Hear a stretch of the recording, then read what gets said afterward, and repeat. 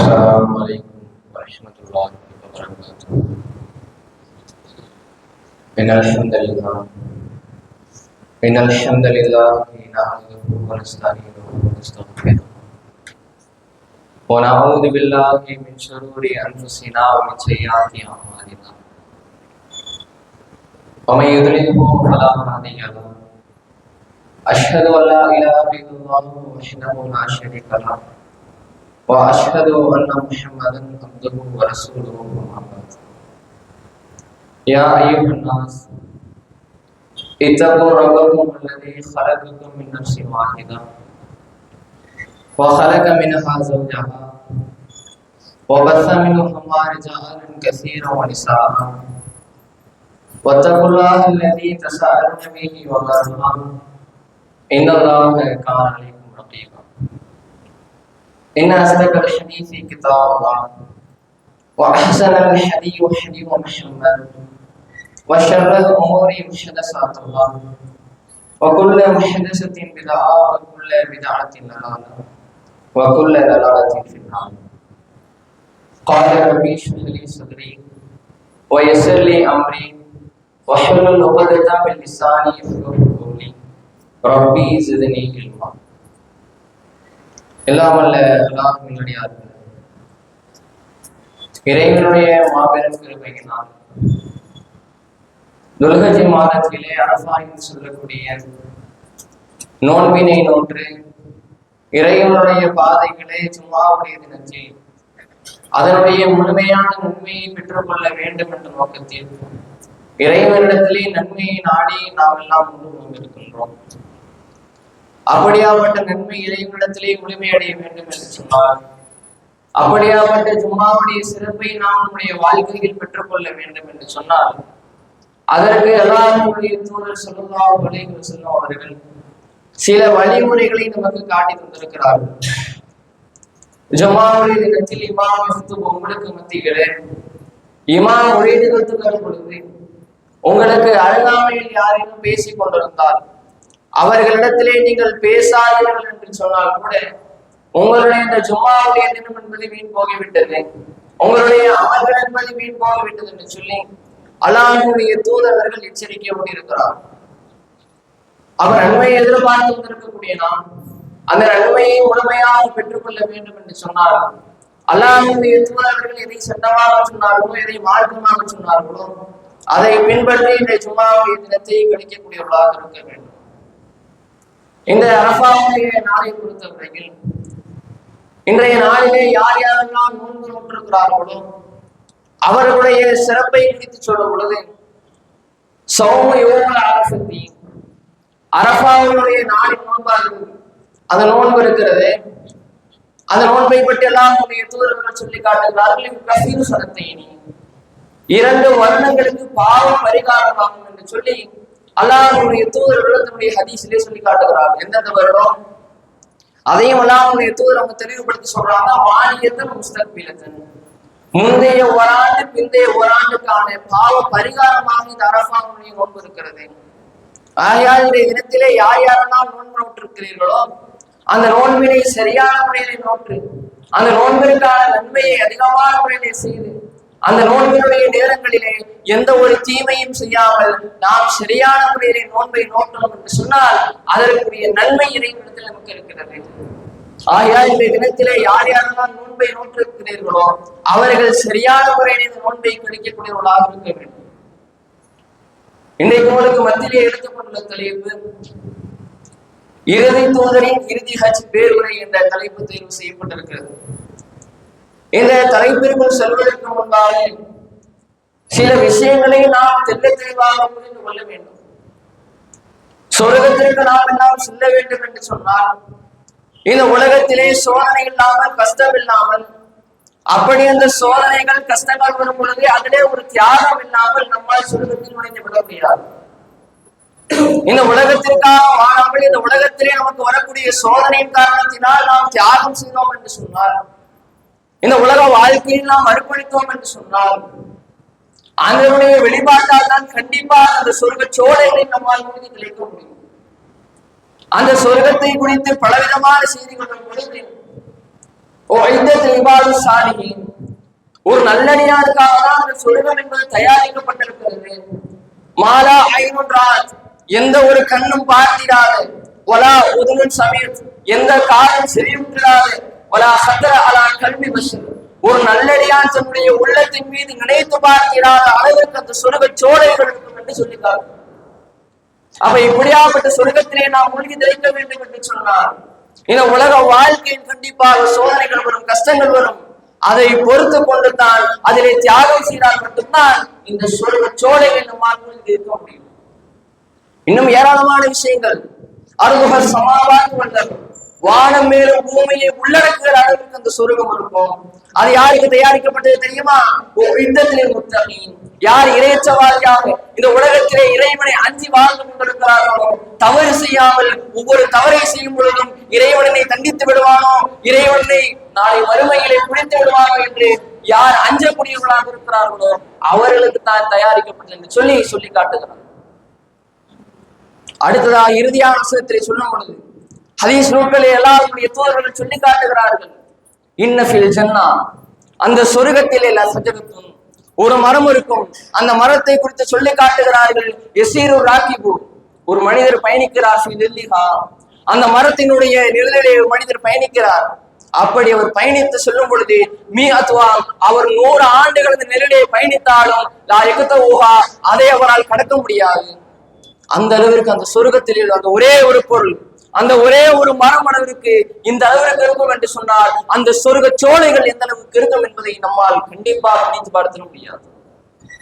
அப்ப இந்த அளவிற்கு உலகத்தை விட மிக பிரம்மாண்டமான இந்த சொர்க்கத்திலே நாம் மூழ்கி திளைக்க வேண்டும் என்று சொன்னால் கண்டிப்பாக இந்த உலக வாழ்க்கையில் கஷ்டங்கள், சோதனைகள் வரும். அந்த சோதனைகளை பொறுத்து கொண்டு அந்த சோதனைகளின் பக்கம், தவறுகளின் பக்கம் சென்று விடாமல் இறைவனுடைய பாதையிலே நன்மையை நோக்கி சென்றோம் என்று சொன்னால் மட்டும்தான், இந்த உலக வாழ்க்கையில் தியாகம் செய்தால் மட்டும்தான் அந்த சொர்க்க சோலைகளை நம்மால் மூழ்கி திளைக்க முடியும். இறைவன் தன்னுடைய திருமறை குர்ஆனிலே சொல்லி காட்டுகிறான். உங்களை பசியினாலும் அச்சத்தினாலும் பொருளாதாரத்தை கொடுத்தும் சோதிப்போம், பிள்ளைகளை கொடுத்தும் சோதிப்போம், பிள்ளைகளை எடுத்தும் சோதிப்போம் என்று சொல்லி தன்னுடைய திருமறை குர்ஆனிலே இறைவன் வசனத்தை சொல்கிறான். யார் பொறுமையாளராக இந்த உலகத்தில் இருக்கிறார்களோ அவர்கள் நற்செய்தி பெற்றுக் கொள்ளுங்கள், அவர்களுக்கு நீங்கள் நற்செய்தி பொருள் என்று சொல்கிறான். அப்ப நாம் முதலாவதாக தெரிந்து கொள்ள வேண்டிய விஷயம், இந்த உலகத்திலே இறைவன் பொருளாதாரத்தை கொடுத்தும் சோதிப்பான், எடுத்தும் சோதிப்பான், பிள்ளைகளாலும் சோதிப்பான் என்பதை புரிந்து கொண்டு இந்த உலக வாழ்க்கையில் நாம் முஸ்லீமாக பயணிக்கிறோமா, ஒரு இஸ்லாமியனாக பயணிக்கிறோமா, கண்டிப்பாக நம்முடைய வாழ்க்கையில் கஷ்டம் வரும், கண்டிப்பாக நம்முடைய வாழ்க்கையில் சோதனை வரும். அந்த சோதனைகளை நாம் பொறுத்துக் கொள்ள வேண்டும். அந்த சோதனைகளை பொறுத்துக் கொண்டு இறைவனுடைய பாதையிலே நன்மையை தேடி போக வேண்டும் என்பதை ஒவ்வொரு முக்மீனும் செல்ல தெளிவாக புரிந்து கொள்ள வேண்டும். இன்றைக்கு உங்களுக்கு மத்தியிலே நான் உரை நிகழ்த்தி கொண்டிருக்கிறேன் என்று சொன்னால், இந்த பள்ளிகளை ஒரு நபர்கள் இந்த இஸ்லாமிய மார்க்கத்தை ஏற்று ஓரிரை கொள்கையை இருக்கிறார்கள் என்று சொன்னால் இதற்கு பின்னால் ஒரு வரலாறு இருந்திருக்கும். பல அடி உதைகளுக்கு மத்தியிலே கட்டப்பட்ட பள்ளியாக இந்த பள்ளி இருக்கிறது. இதே போல தமிழ்நாட்டில் இருக்கக்கூடிய அதிகமான பள்ளிகள் பல அடி உதைகளுக்கு மத்தியிலே கட்டப்பட்ட பள்ளியாக இருக்கிறது. அதே போல்தான் அல்லாஹ்வுடைய தூதரவர்கள் பல ஆண்டுகள் கஷ்டப்பட்டார்கள், பல ஆண்டுகள் சோதனைக்கு உள்ளாக்கப்பட்டார்கள், பல ஆண்டுகள் போர் சம்பவங்களிலே ஈடுபட்டார்கள். ஈடுபட்டதனுடைய வெளிப்பாடாக இறுதியாக மக்கா வெற்றி கொள்ளப்பட்டது. பிறகு அல்லாஹ்வுடைய தூதரவர்கள் தனது முதலும் இறுதியுமான ஒரே ஹஜ்ஜான இறுதி ஹஜ் பேருரை, தன்னுடைய 23 ஆண்டு கால பிரச்சாரத்தை ஒரே ஒரு நாளிலே மக்களுக்கு மத்தியிலே ரத்தின சுருக்கமாக சொன்னார்கள். இது மார்க்க சட்டமாக இருக்குமோ, மார்க்கத்திலே எது வலியுறுத்தப்பட்டதோ, மார்க்கத்தில் நாம் எவ்வாறு இருக்க வேண்டுமோ, இந்த உலகத்தில் நாம் எவ்வாறு பயணிக்க வேண்டுமோ, மற்றவரிடத்திலே எவ்வாறு நடந்து கொள்ள வேண்டுமோ, இப்படியாப்பட்ட அனைத்து விஷயத்தையும் தன்னுடைய இறுதி ஹஜ் பேருரையிலே சொன்னார்கள். நபித்தோழர்களுக்கு மத்தியில் அல்லாஹ்வுடைய தூதர்கள் உரை நிகழ்த்த ஆரம்பிக்கும் பொழுது அல்லாஹ்வுடைய தூதரர்கள் இறைவனுடைய இறை வசனத்தை சொல்லி ஆரம்பிக்கிறார்கள். அல்யௌம அக்மல்து லக்கும் தீனக்கும், உங்களுக்கு இன்று இதனுடைய மார்க்கத்தை நான் முழுமைப்படுத்தி விட்டேன் என்று சொல்லக்கூடிய இறைவனுடைய இறை வசனத்தை சொல்லுகிறார்கள். சொன்ன மாத்திரத்தில் நபித்தோழர்கள் எல்லாம் கஷ்டத்துக்குள்ளாராம். அல்லாஹ்வுடைய தூதர்கள் இப்படி பேச மாட்டார்களே, அல்லாஹ்வுடைய தூதர்களுக்கு என்ன நேர்ந்தது, அல்லாஹ்வுடைய தூதர்கள் இறக்க போகிறார்கள் என்று சொல்லி கஷ்டத்திற்கு ஆளாகிறார்கள். இறுதியாக நபித்தோழர்கள் எல்லாம் தன்னுடைய கண்களை கூர்மையாக்கி கொண்டு, தன்னுடைய காதுகளை கூர்மையாக்கி கொண்டு அல்லாஹ்வுடைய தூதர்கள் எதை சொல்லாக, எதை செயலாக, எதை அங்கீகாரமாக சொல்லுகிறார்களோ அதை அனைத்தையும் ஒன்று விடாமல் அப்படியே பார்க்கிறார். அல்லாஹ்வுடைய தூதர்கள் பலவிதமான விஷயங்களை நபித்தோழர்களுக்கு மத்தியிலே சொல்ல ஆரம்பிக்கிறார். சகோதரத்துவத்தை குறித்து சொல்லுகிறார்கள். ஒரு முஸ்லீமும் மற்றொரு முஸ்லீமும் சகோதரர்கள். நாளை மறுமை நாளிலே நீங்கள் கேள்வி கேட்கப்படுவீர்கள். இறைவனிடத்திலே உங்களுடைய செயலை குறித்து நீங்கள் கேள்வி கேட்கப்படுவீர்கள். அப்படி கேள்வி கேட்கப்படும் பொழுது நான் இறந்ததற்கு பின்பாக ஒருவரை ஒருவர் மாய்த்துக் கொண்டு நீங்கள் தவறான பாதைக்கு சென்று விட வேண்டாம், நீங்கள் காப்பீர்களாக போய்விட வேண்டாம், இறைவனுடைய பாதைகளே அந்த இறைவனிடத்திலே கேள்வி கேட்கப்படும் பொழுது நீங்கள் தவறிழைத்தவராக ஆகிவிட வேண்டாம் என்று சொல்லி அல்லாஹ்வுடைய தூதர்கள் கஷ்டப்படுறார்கள். சமுதாயத்தினை தவறு நிலையை நினைத்து கஷ்டப்படுகிறார்கள். என்னுடைய நபித்தோழர்கள் மாறிவிடுவார்களோ, என்னுடைய சமுதாயம் மாறிவிடுமோ, என்னுடைய சமுதாயத்தினுடைய நிலைமை எந்த அளவுக்கு இருக்கும் என்று சொல்லி அந்த நேரத்திலே நபித்தோழர்களை பார்த்தலாவுடைய தூதர்கள் சொல்லுகிறார்கள். நபித்தோழர்கள் சொல்லும் பொழுது எங்களுடைய சொத்துக்களை நாங்கள் சகோதரத்தில் கொடுத்து விடுமோ என்று நினைக்கும் அளவிற்கு அல்லாஹ்வுடைய தூதர்கள் சகோதரத்துவத்தை ஈடுபடுத்தினார்கள். அந்த அளவுக்கு நாங்கள் நெருக்கமாக இருந்தோம் என்று சொல்லி காட்டுகிறார்கள். ஆனால் இன்றைய காலத்தில் நாம் சகோதரத்தை எடுத்துக்கொள்வோம். தன்னுடைய சகோதரனுக்கு அல்லாஹ்வுடைய தூதர்கள் சொல்லும் பொழுது எதை உங்களுக்கு நீங்கள் விரும்புகிறீர்களோ அதை தன்னுடைய சகோதரனுக்கும் நீங்கள் விரும்புங்கள். ஆனால் இன்றைய காலத்தை நாம் எடுத்துக்கொண்டோம் என்று சொன்னால் எதை நமக்கு நாம் விரும்ப மாட்டோமோ, எதனை நமக்கு நாம் அருவருப்பாக நினைப்போமோ அதை நம்முடைய சகோதரருக்கு விரும்பக்கூடியவர்களாக இருக்கிறோம். தனக்கு எதை விரும்பக்கூடியவர்களாக இருக்கிறோமோ அதை நம்முடைய சகோதரருக்கு விரும்பக்கூடியவர்களாக இல்லை. இப்படி இன்றைய காலத்திலே சகோதரத்துவம் என்றால் என்ன என்பதற்கு நம்முடைய வாழ்க்கையை படித்துக் கொண்டிருக்கிறோம். அல்லாஹ்வுடைய தூதர்கள் 1400 வருடத்திற்கு முன்பாக சகோதரத்தை பற்றி சொன்னார்கள். ஆனால் அதிலே ஒரு அங்கத்தை கூட நாம் பின்பற்றுவது கிடையாது. இப்படி நாம் நம்முடைய வாழ்க்கையில் மிக அலட்சியமாக வாழ்ந்து கொண்டிருக்கிறோம். இன்னும் அல்லாஹ்வுடைய தூதர்கள் அடுத்ததாக சொன்னார்கள், மனித உரிமை என்பது முக்கியம். இந்த நாள் எந்த அளவிற்கு புனிதமானதோ, இந்த வருடம் எந்த அளவிற்கு புனிதமானதோ, இந்த நகரம் எந்த அளவிற்கு புனிதமானதோ, அதே போல உங்களுடைய உயிர்களும் உடைமைகளும் புனிதமானது என்று சொல்லி எல்லாரும் தூதர்கள் சொல்றாங்க. உங்களுடைய மான மரியாதைகளை காத்துக் கொள்ளுங்கள். மானம் மரியாதை என்பது இந்த மாதம், இந்த நாள், இந்த வருடம் எந்த அளவிற்கு புனிதமானதோ அதே போல உங்களுடைய உயிர்களும் உடைமைகளும் புனிதமானது சொன்னார்கள். ஆனால் இன்றைய காலத்தில் நாம் எடுத்துக்கொள்ளலாம், ஒருவருடைய மானத்தில் எந்த அளவிற்கு விளையாட முடியுமோ அந்த அளவுக்கு விளையாடுகிறோம். அவனை எந்த அளவுக்கு அசிங்கப்படுத்த முடியுமோ அந்த அளவுக்கு அசிங்கப்படுத்துகிறோம். ஒரு சபைகளை வைத்து அவனுடைய தோற்றத்தை பார்த்து அசிங்கப்படுத்துகிறோம், அவனுடைய செயல்பாடுகளை பார்த்து அசிங்கப்படுத்துகிறோம், அவனுடைய செயல்களை வைத்து அசிங்கப்படுத்துகிறோம். ஒருவன் கண்ணாடி போட்டிருந்தான் சொன்னான் சோடாப்பட்டி, ஒருவனுக்கு பல்லெடுப்பா இருந்தா இவன் பல்ல, இப்படின்னு சொல்லி ஒருவருடைய தோற்றத்தை வைத்து சர்வ சாதாரணமாக தற்பொழுது காலத்திலே வாழக்கூடிய இளைஞர்கள் அவர்களை மிக மோசமாக சொல்லிக் கொண்டிருக்கிறார்கள். சர்வ சாதாரணமாக அவர்களை மனதை புண்படுத்தக்கூடியவர்களாக இருக்கிறார்கள். அதேதான் அல்லாஹ்வுடைய தூதர்கள் சொன்னார்கள், இந்த நாள் எந்த அளவுக்கு புனிதமானதோ அதே போல உங்களுடைய உயிர்களும் உடைமைகளும் உங்களுடைய மான மரியாதை புனிதமானது என்று சொல்லி தெல்ல தெளிவாக நபித்தோழர்கள் மத்தியில் சொன்னார்கள், ஆணித்தனமாக சொன்னார்கள். இந்த நபித்தோழர்கள் அதுக்கு பின்பாக தன்னுடைய வாழ்க்கையில் இந்த செயல்களை செய்யவில்லை. அந்த அளவுடைய வாழ்க்கையில் அந்த விஷயங்கள் எல்லாம் தாக்கத்தை ஏற்படுத்தியது. அடுத்ததாக அல்லாஹ்வுடைய தூதர் அவர்கள் அறியாமை காலத்து அந்த விஷயங்களை பற்றி சொன்னார்கள். எந்தெந்த விஷயம் எல்லாம் அறியாமை கால விஷயமாக இருக்கிறோம், ஜாகிலியாவில் எந்தெந்த விஷயங்கள் எல்லாம் செய்து வந்தோமோ, இறைவனை வணங்குவதல்லாமல் இறைவனை வணங்காமல் சிலைகளை வணங்கி வந்தோம், இறைவனை வணங்காமல் பலவிதமான விஷயங்களை வழங்கி வந்தோம், இறைவனை வழிபடாமல் தீமையான காரியத்தின் பக்கம் சென்று கொண்டு வந்தோம், அந்த விஷயம் எல்லாம் இன்றைய தினத்திலிருந்து இந்த மார்க்கத்திலே கிடையாது என்று சொல்லி அல்லாஹ்வுடைய தூதர்கள் 1400 வருடத்திற்கு முன்பாக நபித்தோழருக்கு மத்தியிலே அதை அவர்கள் புரட்டினார்கள். ஆனால் இன்றைய காலத்தில் நாம் எடுத்துக் கொள்ளலாம், இறைவனை வணங்காமல் இறைவனிடத்திலே வழிபடாமல் யாரோ ஒரு அவுளியாவிடத்திலே போய் வழிபட்டுக் கொண்டிருக்கிறான், யார் என்று தெரியாத ஒரு மனிதத்திலே வழிபட்டுக் கொண்டிருக்கிறான். அல்லாஹ்வுடைய தூதரும் தெல்ல தெளிவாக சொல்லிவிட்டார்கள், மார்க்கம் என்று சொன்னால் அல்லாஹ்வுடைய தூதரையும் பின்பற்றுங்கள், மற்ற யாரையும் நீங்கள் பின்பற்ற வேண்டாம் என்று சொல்லி பலவிதமான வசனங்கள் பலவிதமான ஹதீஸ் நூல்களை சொல்லிவிட்டார்கள். என்றாலும் கூட அவர்கள் அசட்டையாக அலட்சியமாக இந்த மார்க்கத்தை பற்றி தெரியாமல் தெரிந்தும் கூட சில நபர்கள் தங்களுடைய வாழ்க்கையில் தவறான காரியத்துக்கு சென்று கொண்டிருக்கிறார்கள். மௌலத் என்று சொல்லக்கூடிய விஷயத்தை செய்து கொண்டிருக்கிறார்கள், ஃபாத்திஹா என்று சொல்லக்கூடிய விஷயத்தை செய்து கொண்டிருக்கிறார்கள். இதற்கெல்லாம் மார்க்கத்தில் ஆதாரம் இருக்கிறதா? எந்த ஒரு ஆதாரமும் இல்லாமல் எங்களுடைய முன்னோர்கள் செய்து விட்டார்கள், எங்களுடைய மூதாதையர்கள் செய்து விட்டார்கள், ஆகையால் எங்களுடைய வாழ்க்கையில் நாங்கள் முன்னோர்களை தான் பின்பற்றுவோம், என்னுடைய வாழ்க்கையில் நாங்கள் மூதாதையர்கள் தான் பின்பற்றுவோம், அல்லாஹ் உங்கள் சூழலும் எங்களுக்கு தேவையில்லை என்று சொல்லி அவர்களுடைய செயல்பாட்டின் காரணத்தினால் காட்டிக் கொண்டிருக்கிறார். இப்படிதான் அல்லாஹ்வுடைய தூதர்கள் வாழ சொன்னார்களா? இப்படிதான் அல்லாஹ்வுடைய தூதர்கள் மார்க்கத்தை பின்பற்ற சொன்னார்களா?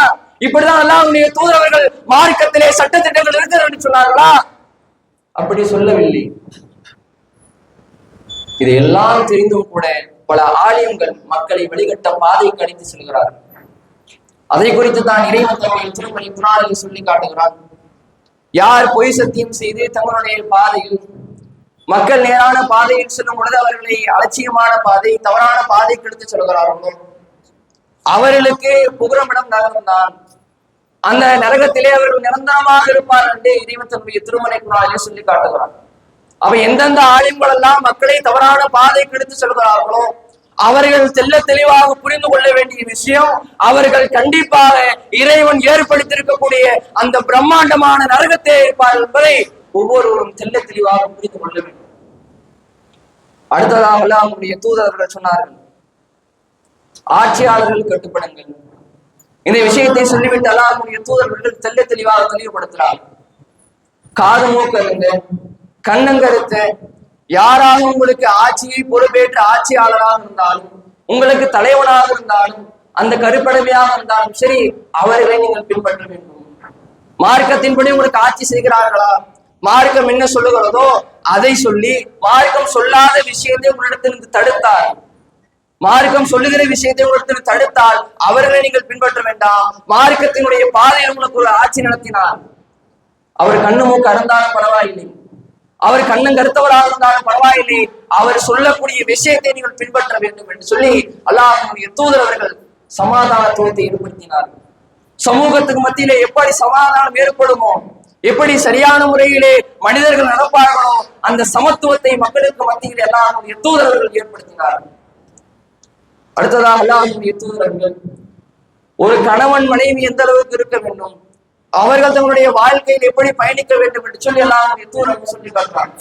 அழகிய முறையில சொல்றாங்க, நீங்கள் திருமணம் செய்திருக்கக்கூடிய மனைவியர் நீங்கள் அவர்களை சரியான முறையிலே பார்த்து கொள்ள வேண்டும், அவர்களை நீங்கள் துன்புறுத்தக்கூடாது, அவர்களை அழகிய முறையிலே நீங்கள் பேணி பாதுகாக்க வேண்டும் என்று சொல்லி ஒவ்வொரு ஆண்களுக்கும் அல்லாஹ்வுடைய தூதர்கள் சொல்றாங்க. அதே மனைவிமார்களுக்கு அல்லாஹ்வுடைய தூதர்கள் சொல்லும் பொழுது, உங்களுடைய கணவர், நீங்கள் உங்களுடைய கணவர் சம்பாதித்த பணத்திலிருந்து அவர்கள் சொன்னதை மட்டும்தான் செய்ய வேண்டும், அவர்களுடைய அனுமதி இல்லாமல் எந்த விஷயத்தையும் நீங்கள் முடிவெடுக்க கூடாது என்று சொல்லி தூதர்கள் சொல்லி காட்டுறாங்க. ஆனா இன்றைய காலத்தில் இருக்கக்கூடிய மனைவிகளை நாம் எடுத்துக்கொள்ளலாம். கணவர் வெளிநாட்டுல இருப்பார், வெளிநாட்டில இருந்து பணத்தை அனுப்பிச்சு விடுவார், ஆனால் அவர்கள் சொல்லாத விஷயத்தை எல்லாம் செய்துவிட்டு கணவர் சொல்வார், கடனை எடுத்தாச்சா, இது மாதிரி ஒருத்தருக்கு பணம் கொடுக்க சொன்ன கொடுத்துட்டீங்களா, ஆமா அப்படியே 1.5 லட்சம் அனுப்பிச்சிட்டீங்க, 2 லட்சம் அனுப்பிச்சிட்டீங்க, இதெல்லாம் செய்ய சொல்றீங்கன்னு சொல்லி அவரிடத்துல கேள்வி கேட்கக்கூடியவராக இருப்பார். ஆனா அல்லாஹ்வுடைய தூதர்கள் சொல்லும் பொழுது, பொருளாதாரங்களுடைய கணவரிடத்திலிருந்து வருகிறதா, அந்த பொருளாதாரத்தை வைத்து உங்களுடைய கணவருடைய அனுமதி இல்லாமல் இது நீங்க எதுவும் செய்யக்கூடாதுன்னு சொல்லி காட்டுகிறார். அப்ப இந்த அளவுக்கு அல்லாஹ்வுடைய தூதர் அவர்கள் மார்க்கத்தை மட்டும், ஓரிரை கொள்கையை மட்டும் சொல்லவில்லை, உங்களுடைய செயல்பாடுகளை நீங்கள் எவ்வாறு அமைத்துக் கொள்ள வேண்டும், உங்களுடைய செயல்பாடுகள் மார்க்கத்திலே வந்துவிட்டால் நீங்கள் எவ்வாறு இருக்க வேண்டும் என்று சொல்லி அனைத்து விஷயத்தையும் தன்னுடைய இறுதி பேருரையை சொன்னார்கள். அடுத்து நிறைவான முஃமின் யார் தெரியுமா? இந்த மார்க்கத்திலே ஒரு முஃமினாக இருக்கிறான் என்று சொன்னால் அவன் நிறைவான முஃமினாக ஆக வேண்டுமா? அதற்கு அல்லாஹ்வுடைய தூதர்கள் சில படித்தரங்களை சொல்லுகிறார்கள். எவரது நாவு கையிலிருந்து ஒருவன் பாதுகாப்படைகிறானோ அவன் தான் நிறைவான முஃமின். எந்த ஒரு சண்டையும் இல்லாமல், எவனையும் திட்டாமல், யார் தன்னுடைய வாழ்க்கையில் பாதுகாத்து தன்னுடைய நாவையும் தன்னுடைய கையையும் பாதுகாக்கிறானோ அவன் தான் நிறைவான முஃமின் என்று சொல்லி காட்டுறான். ஆனால் இன்றைய காலத்திலே கையால் கூட நம்ம நிறைய பேர் பாதுகாத்து இருந்துருவாங்க, ஆனால் தன்னுடைய நாவை வைத்து யாருமே பாதுகாத்து இருப்பது கிடையாது. தன்னுடைய நாவை வைத்து சர்வசாதாரணமாக பற்றி திட்டக்கூடியவர்களாக, மற்றவர்களை புறம் பேசக்கூடியவர்களாக, தன்னுடைய எவ்வளவோ அமல்கள் செய்திருப்பான், எவ்வளவோ விஷயங்களை செய்திருப்பான், எவ்வளவோ நன்மையான விஷயங்களை செய்திருப்பான், ஆனால் அவன் சொல்லக்கூடிய ஒரே ஒரு புறத்தின் காரணத்தினால் அவன் அந்த நரக சோழகிலே போய் விடக்கூடியவனாக இருப்பான். சர்வசாதாரணமாக நாம் எடுத்துக்கொண்டோம் என்று சொன்னார். பல ஆலிம்களை நாம் எடுத்துக்கொள்ளலாம், அவர்கள் ஆலிம்கள் படித்திருப்பாங்க, அதிகமான விஷயத்தை தெரிந்திருப்பார்கள், இருந்தாலும் இந்த ஒருத்தர் பயான் பேசுறாரு, அவர் வாழ்க்கையில எதையுமே அவர் கடைபிடிக்க மாட்டாரு, பேசுறது மட்டும்தான் அப்படின்னு சொல்லி ஒரு பொருள் பேசிவிட்டால் அது உண்மையாக இருந்தாலும் கூட கண்டிப்பாக அவனுடைய நன்மைகள் இவனுக்கு சென்றுவிடும். அப்படிதான் மார்க்கம் வலியுறுத்துகிறது. அப்ப நாம் எந்த ஒரு விஷயத்தை உண்மையாக இருந்தாலும் பொய்யாக இருந்தாலும் புறமாக அதை நாம் வெளிப்படுத்தி விட்டோம் என்று சொன்னால் கண்டிப்பாக புரிந்து கொள்ளுங்கள், அவனுடைய நன்மையிலிருந்து உள்ள அனைத்தும் உங்களுக்கு வந்துவிடும். ஆகையால் நாம் நம்முடைய வாழ்க்கையில் ஒரு நிறைவான உண்மையாக ஆள வேண்டும் என்று சொன்னால் நம்முடைய வாழ்க்கையில் நம்முடைய நாவையும் நம்முடைய கையையும் பாதுகாக்கக்கூடியவர்களாக இருக்க வேண்டும். அடுத்ததாக, யார் தன்னுடைய வாழ்க்கையில் அல்லாஹ்விற்கு கட்டுப்படுவதில் தன்னுடைய உள்ளத்துடன் போராடுகிறார், பலவிதமான துன்பங்கள் சோதனைகள் வரும். அப்படி சோதனைகள் வரும் பொழுது தவறான காரியத்தின் பக்கம் சென்று விடாமல் இறைவனுடைய பாதையிலே உள்ளத்தோடு யார் போடுகிறாரோ, உள்ளத்தோடு யார் சிந்தையிடுகிறாரோ, நான் இந்த மார்க்கத்தில் தான் இருப்பேன், சைத்தானுடைய பாதைக்கு சென்று விட மாட்டேன் என்று யார் போராடுகிறாரோ அவர்தான் ஷஹீத் என்று சொல்லி நாம் தூதர் சொல்லி காட்டுறார். மார்க்கத்திலே யார் ஷஹீத், அதாவது ஜிஹாத் செய்து ஷஹீதாவை விட இது மாதிரி உள்ளத்தோடு போரிட்டு யார் தன்னுடைய பாதையிலே இறைவனுக்காக இறைவனுடைய பாதையில் இருக்கிறாரோ அவர்தான் ஷஹீத் அல்லாஹ்வுடைய தூதர் சொல்லி காட்டுறாங்க. அப்ப நாம் நம்முடைய வாழ்க்கையில் ஒரு நிறைவான மீனாக சகோதரத்துவத்தோடு அறியாமை கால விஷயத்தை நம்முடைய வாழ்க்கையில் செய்யாமல் நாம் வாழ வேண்டும். அல்லாஹ்வுடைய தூதரவர்கள் 1400 வருடத்திற்கு முன்பாக இதை சொல்லியிருக்கிறார்கள். பல ஆலயங்கள் நமக்கு மத்தியிலே உரை நிகழ்த்தி இருக்கிறார்கள். இருந்தாலும் கூட நாம் நம்முடைய வாழ்க்கையில் இந்த விஷயத்தை செய்வது கிடையாது. இறைவனுடைய மாபெரும் கிருபையினால் அந்த வாய்ப்பினை இறைவன் நமக்கு ஆக்கியர்கள் முடிவானார் என்று சொல்லி எனக்கு முதல் உரையை முடித்து போகிறேன். வாயிரதாவான அல்ஹம்துலில்லாஹ் ரப்பில் ஆலமீன்.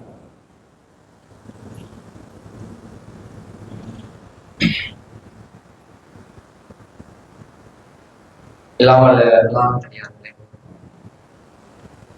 நம்முடைய வாழ்க்கை அல்லாஹ்வுடைய தூதர் அவர்கள் பல ஆண்டு காலம் ஆட்சி செய்தார்கள். தன்னுடைய 23 ஆண்டு கால பிரச்சாரத்தினை மக்களுக்கு மத்தியிலே அழகிய முறையில் ரத்தின சுருக்கமாக மார்க்கத்தின் முழுமையான விஷயத்தையும் தன்னுடைய இறுதி ஹஜ் பேருரையிலே தெளிவாக மக்களுக்கு மத்தியிலே சொன்னார்கள், சஹாபாக்களுக்கு மத்தியிலே சொன்னார்கள். அல்லாஹ்வுடைய தூதர்கள் சொல்லும் பொழுது, உங்களிடத்தில் ஒன்றை நான் விட்டு செல்கிறேன், அதை நீங்கள் கடைபிடிக்கும் போதெல்லாம் நீங்கள் சரியான நேரான பாதையில் இருப்பீர்கள் என்று சொல்லி தன்னுடைய குரானையும் ஹதீஸையும் சொன்னார்கள். குரான் ஹதீஸ் அல்லாத வேறு எந்த ஒரு விஷயமாக இருந்தாலும் அது மார்க்கத்தில் கிடையாது, அது மார்க்கத்தில் கண்டிப்பாக கொண்டு வர முடியாது. இந்த இஸ்லாமிய மார்க்கத்தை ஒரு இல்லம் போல, ஒரு வீட்டை கட்டி கொடுப்பது போல இறைவனும் இறை தூதரும் தெல்ல தெளிவாக கட்டி கொடுத்திருக்கிறார். அந்த வீட்டிலிருந்து ஒரு செங்கல்லை எடுப்பதற்கோ, அந்த வீட்டிலே ஒரு செங்கல்லை நுழைப்பதற்கோ யாருக்கும் இந்த அருகதையும் கிடையாது என்பதை புரிந்து கொள்ள வேண்டும். மார்க்கத்திலே எதை இறைவனும் இறை தூதரும் சொல்லியிருக்கிறாரோ அது மட்டும்தான் மார்க்கம். திருமறை குரானும் ஹதீஸ் நூல்களிலும் எது சரியாக இருக்கிறதோ அது மட்டும்தான் மார்க்கம். அது அல்லாத முந்தையவர்கள் சொன்ன, மூதாதையர்கள் சொன்ன, முன்னோர்கள் சொன்ன எதுவும் மார்க்கம் ஆகாது என்பதை நாம் ஒவ்வொருவரும் தெல்ல தெளிவாக புரிந்து கொள்ள வேண்டும். அடுத்ததாக அல்லாஹ்வுடைய தூதர் அவர்கள் வேண்டாம் இனவெறி என்று சொல்லி அல்லாஹ்வுடைய தூதர் அவங்க சொன்னாங்க. ஒரு கருப்பன் அல்லாஹ்வை சேர்ந்தவன் கிடையாது. ஒரு வெள்ளையன் கருப்பன் அல்லாஹ்வை சேர்ந்தவன் கிடையாது. ஒரு அரபி மொழி பேச தெரியாதவனோட சேர்ந்தவன் கிடையாது சொல்லி அல்லாஹ்வுடைய தூதர்கள் சமூகத்துவத்தை ஏற்படுத்தினார். மக்களுக்கு மத்தியிலே வேண்டாம் இனவெறியை நீங்கள் இருக்க வேண்டாம் என்று சொல்லி தெளிவாக மக்களுக்கு மத்தியிலே ஆணித்தனமாக மார்க்கத்தை சொன்னார்கள். இறுதியாக அல்லாஹ்வுடைய தூதர் அவர்கள் மார்க்க பிரச்சாரத்தில் நீங்கள் சரியான முறையிலே மக்களுக்கு மத்தியிலே இந்த உரையை எடுத்து வைக்க வேண்டும். நான் சொன்ன விஷயங்களை மக்களுக்கு மத்தியிலே நீங்கள் சொல்ல வேண்டும். இங்கு வந்திருக்கக்கூடிய வராதவருக்கு எடுத்து வைப்போம் என்று சொல்லி அல்லாஹ்வுடைய தூதர் சொன்னார். சொல்லிவிட்டு இறுதியாக சொன்னார்கள், வராதவர்கள் வந்திருக்கக்கூடியவர்களே அரிதாக விளங்கக்கூடும், அவர்கள் அதிகமாக புரிஞ்சுக்குவாங்கன்னு சொல்லி அல்லாஹ்வுடைய தூதர்கள் அந்த நேரத்தில் மார்க்க பிரச்சாரத்தில் அழைப்பு பணியை பற்றி சொன்னார்கள். அதிகமாக அழைப்பு பணியை நீங்கள் மேற்கொள்ளுங்கள், மார்க்கத்துக்கு மத்தியிலே நீங்கள் அதிகமாக அழைப்பு பணியை செய்யுங்கள் என்று சொல்லி அல்லாஹ்வுடைய தூதர் சொன்னார். இதற்கு மத்தியிலே ஒரு நபித்தோழருடைய வாழ்க்கை வரலாறை சொல்ல ஆசைப்படுகிறேன். அபூதர் அல் கிஃபாரி என்று சொல்லக்கூடிய ஒரு நபித்தோழர், அவர் தன்னுடைய வாழ்க்கையில் பயணித்துக் கொண்டிருக்கும் பொழுது அல்லாஹ்வுடைய தூதர்கள் மக்காவில் இருந்த பிரச்சாரத்தை மேற்கொள்கிறார். அப்பொழுது தன்னுடைய சகோதரரை அழைத்து நபித்தோழர் சொல்கிறார், சகோதரரே, மக்காவிலே முகமது என்று சொல்லக்கூடிய மனிதர் இருக்கிறார், அவர் இந்த மார்க்க பிரச்சாரத்தை ஏவுகிறாராமே, அவரை நீங்கள் சென்று பார்த்துக்குவாங்க அப்படின்னு சொல்லி அழைத்து வைக்கிறார். அவரும் பயணித்து அல்லாஹ்வுடைய தூதர் கிட்ட வர்றார். வந்த அல்லாஹ்வுடைய தூதரை சந்தித்து விட்டு மறுபடியும் ஊருக்கு செல்கிறார். சென்று தன்னுடைய சகோதரை பார்த்து சொல்கிறார், அவர் நன்மை ஏவுகிறார், தீமையை தடுக்கிறார் என்று சொல்லுகிறார். சொன்ன உடனே அபூதர் கிஃபாரி அவர்களுக்கு அந்த விஷயங்கள் பார்த்தது. உடனே அவர்களே பயணிக்கிறார். பயணித்து அல்லாஹ்வுடைய தூதர்கிட்ட வந்து அல்லாஹ்வுடைய தூதர்கிட்ட வந்த உடனே அல்லாஹ்வுடைய தூதர்கள் எந்த அளவிற்கு சுருக்கமா இந்த மார்க்கத்தை சொல்ல முடியுமோ அந்த அளவுக்கு சுருக்கமாக சொன்னார். பல மணி நேரங்கள் எடுத்துக்கொள்ளவில்லை, பல நாட்கள் எடுத்துக்கொள்ளவில்லை, சில மணி நேரத்திலே இந்த மார்க்கத்தை பற்றி சொன்னார்கள். அதனுடைய வெளிப்பாட்டாக அவர் இந்த இஸ்லாமிய மார்க்கத்தை ஏற்றுக்கொண்டார். மார்க்கத்தினுடைய முழுமையான சட்டத்திட்டங்கள் தெரியாது, மார்க்கத்திலே என்ன விஷயங்கள் சொல்ல வராங்கன்னு தெரியாது. ஆனால் இந்த ஓரிரை கொள்கை எல்லாம் தூதர்கள் சொன்ன மாத்திரத்திலேயே இந்த இஸ்லாமிய மார்க்கத்தை இவர் ஏற்றுக்கொண்டார். ஏற்றுக்கொண்ட உடனே எல்லாம் தூதர்கள் முட்டுக்கட்டை போடுறாங்க. அபூதர் கிஃபாரி, தற்பொழுது இந்த இஸ்லாமிய மார்க்கத்தை ஏற்றுக்கொண்டார் என்றால் நீ இந்த இஸ்லாமிய மார்க்கத்தை ஏற்றுக்கொண்ட விஷயத்தை மக்களுக்கு மத்தியிலே வெளிப்படுத்த வேண்டாம். இந்த இஸ்லாமிய மார்க்கம் எப்பொழுது வெற்றி அடைகிறதோ அன்றைய தினத்திலே இந்த விஷயத்தை நீ சொல்லிக் கொள்ளலாம் என்று சொல்லி அபூதர் கிஃபாரி பார்க்கலாம் சொன்ன மாத்திரத்தில் குறைஷிகளுடைய கூட்டம் எங்க இருக்குமோ, அவர்களுடைய சபை எங்க இருக்குமோ அந்த சபைக்கு செல்கிறார்.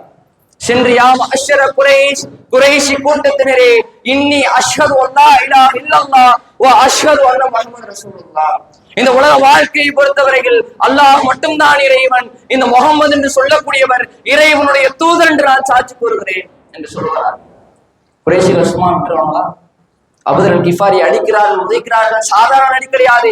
ஹதீஸ் நூல்களிலே வரும் பொழுது நான் இறந்து விடுவேனோ என்று நினைக்கும் அளவுக்கு நடித்தார் என்று சொல்கிறார். அவரை இல்லத்திற்கு அழைத்து செல்கிறார். அவர்களுடைய காயங்களுக்கெல்லாம் மருந்து போடுறாங்க. அவர்களுடைய தியாகம் முடிந்து விடவில்லை. அடுத்த நாள் செல்கிறார். சென்று யாம் அஷ்ஹர குறைஷ், குறைஷி கூட்டத்தினரே, இன்னி அஷ்ஹது அல்லா இலாஹ இல்லல்லாஹ் வ அஷ்ஹது அன்ன முஹம்மது ரசூலுல்லாஹ். அல்லாஹ் மட்டும்தான் இறைவன், இந்த முஹம்மது என்று சொல்லக்கூடியவர் இறைவனுடைய தூதர் என்று நான் சாட்சி கூறுகிறேன் என்று சொல்லி மறுபடியும் சொல்கிறார், மறுபடியும் அடிக்கிறார். அவன் இந்த மார்க்கத்திற்காக இன்றைய தினத்திலே தன்னுடைய இந்த இஸ்லாமிய மார்க்கத்தை ஏற்றுக்கொண்டாரோ அன்றைய தினத்திலிருந்து இந்த இஸ்லாமிய மார்க்கத்திற்காக தியாகம் செய்து தன்னுடைய அழைப்பு பணியை மேற்கொண்டார். ஆகையால் நாமும் நம்முடைய வாழ்க்கையில் அதிகமான அழைப்பு பணிகளை செய்யக்கூடியவர்களாக இருக்க வேண்டும். நம்முடைய வாழ்க்கையில் எந்த அளவிற்கு இன்னல்கள் வந்தாலும் கஷ்டங்கள் வந்தாலும் அந்த அழைப்பு பணிகளை சரியான முறையிலே மக்களுக்கு மத்தியில் எடுத்துரைக்க வேண்டும். நாம் மட்டும் நம்முடைய வாழ்க்கையில் சரியான முறையில் சொர்க்கம் சென்றால் தவறாக இருக்கும். மக்களையும் அதை சரியான முறையில் அழைத்து செல்ல வேண்டும். யார் யாருக்கெல்லாம் இந்த இஸ்லாமிய மார்க்கத்தினுடைய அறிவில்லையோ, இந்த இஸ்லாமிய மார்க்கத்தில் அவர்கள் இருந்தும் கூட அவர்கள் தவறான பாதையில் இருந்தால் நாம் தான் அவர்களை நேரான பாதையை கருத்து செல்லக்கூடியவர்களாக இருக்க வேண்டும் என்று சொல்லி எனது இந்த உரையினை முடித்துக் கொள்கிறேன். வாங்கியிருந்தோம். அல்ஹம்துலில்லாஹி ரப்பில் ஆலமீன். அஸ்ஸலாமு அலைக்கும் வரஹ்மத்துல்லாஹி வபரகாத்துஹு.